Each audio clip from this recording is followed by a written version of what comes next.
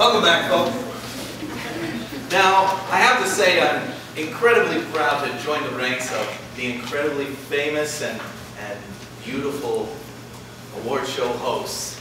Now, where would the Academy Awards be without Ricky Gervais, an insightful commentary into the celebrity psyche, or Seth MacFarlane's insightful commentary into the female bosom?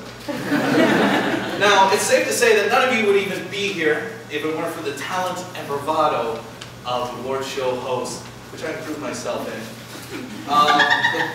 Anyway, my friend Tom is Collinsing me. So the next nominee is For Good from the musical